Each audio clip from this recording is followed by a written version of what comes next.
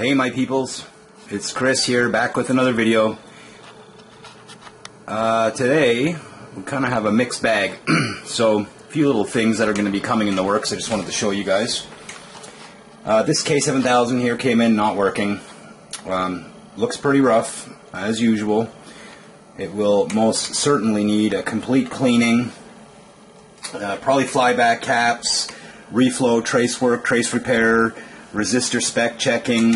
One thing I like to do that I'm going to show you guys is I like to replace these pots here, and I found a great place to get them, and I'll link it in down below where you can find these pots for a K7000. You can buy probably 20 of each value for under $20 shipped to your door. I think they come from Thailand. So we're going to be taking care of that. I'm going to do a video today on that, so look forward to that. A couple other small things I wanted to show you guys that I picked up. Picked up this awesome Fleetwood tube amp for, I guess it's a tube amp for, you know, those big tube TVs that come with the stereo and the record player and all that. Well, it was at the junkyard and this got recycled out of one of those. Just kind of pulled it out. Pretty neat. I pulled out the speaker board here. It's kind of cool. It's got these plastic 5 mic 25 volt caps that are in a plastic tubing. I don't know if they're paper inside or what, but I'm going to change all those and get a new housing for that. Make a wooden box for it. We're going to kind of do a complete rebuild on the insides of this unit. As you can see, we've got the old dreaded paper caps. All of these have to go. It doesn't matter if they test good or look okay or whatever. They got to go. Probably some of these bumblebees will kind of go as well. So I'm not even going to test it or try it or look at it. All I've done is kind of wipe the dirt off of it, which was substantial. You know, until we replace all that stuff and check these tubes and this filter cap here, we have to kind of look at that, and we'll probably leave it there for show, but replace it on the bottom. So kind of some stuff to look forward to. A couple changes. I've got my Variac up on the bench now. This ICO 430 will be rebuilt. It's brand new, old stock. Got it brand new in the box. There's not a scratch on it. It's an awesome trace scope. It literally sat on a shelf unused, and all of the paper caps have dried out completely. It won't turn on. So they all need to be changed, and I'm sure once I do that it'll work fine. What else we got? Some Naneos here that need to be done. Those will be done very, very shortly as well. Probably do a little video on that. There's the Megatouch that we've already gone through. Down on the bottom here, we have the tube for the K7000 that is filthy. The tube has been cleaned. It was just completely terrible. You couldn't even see through the neck. You know, the usual stuff. Just kind of cleaned it up. So once I get the chassis all finished, we're going to fire it on this tube and check it out, and we'll do that together. And I guess I can kind of show you guys my lab here. Not huge. It's nothing special, but it's where I work, and I get a lot done. So I guess it's my second home. So over here is my bench where I put my tubes.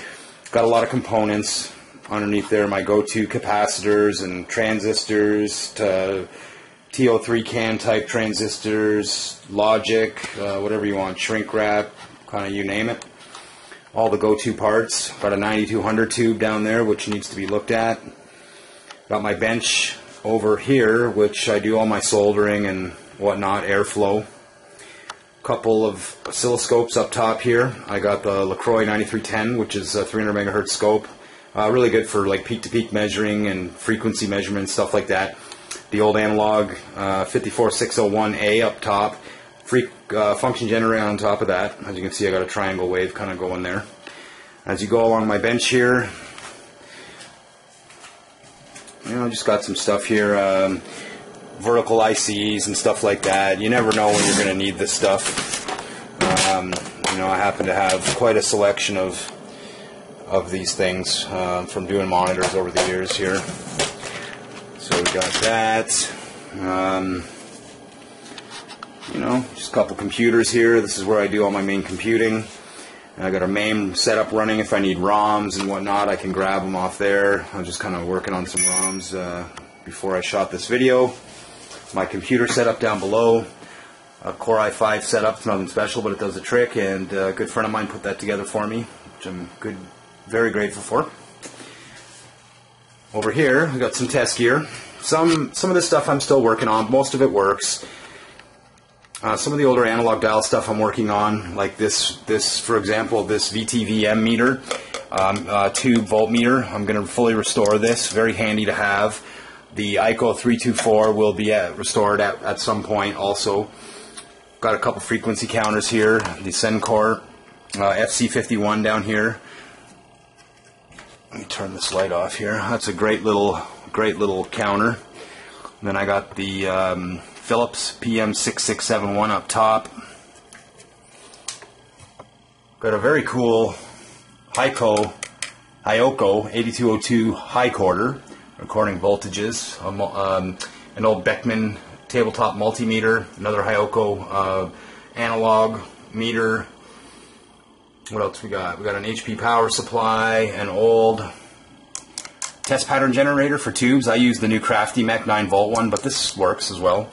My DC power supply, which is this is an ECI model, and these guys are great. This power supply has 0 to 24 volt DC, 0 to 24 volt AC, isolated 0 to 130 volt AC mains, and change them all in the middle here with the LCD to tell you where you're at. What else we got? Amp meter, RF signal generator, another DC power supply. If I ever get any of that crazy European stuff with 220 volts, I can handle that. An old DC power supply. I got something pretty cool to show you guys. These are some monitors that are in for repair. This thing here is very cool. This is an Atari XC1411, which, for those of you Atari aficionados will know that this XC1411 was not put into production, and on the back of it, it does not have a serial number, but says sample. I've got the chassis out, and we're going to do a video on repairing this chassis one day very soon. What else we got here? We got a 7500 in for repair. Sorry, no, these aren't in for repair. That's my test tube. That's another test tube. Over here, we have lots of chassis.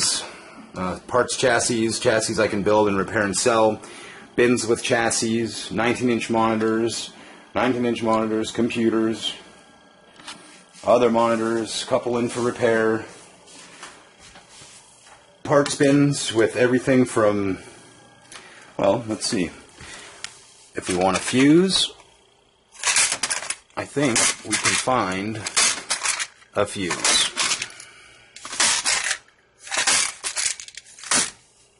You know, we want some axial capacitors. Oh, look at this, guys. These old caps from back in the day when they used to put the same striping on the capacitors like they do on resistors to tell you what the value is. Before my time, so I always have to look those up.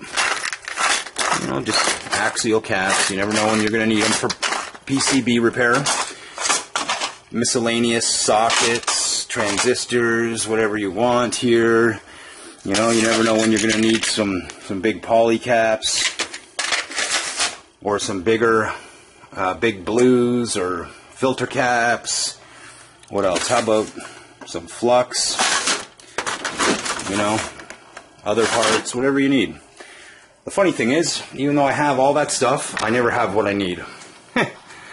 What are you going to do? A couple of repaired chassis here, a couple K7000s and a 4900.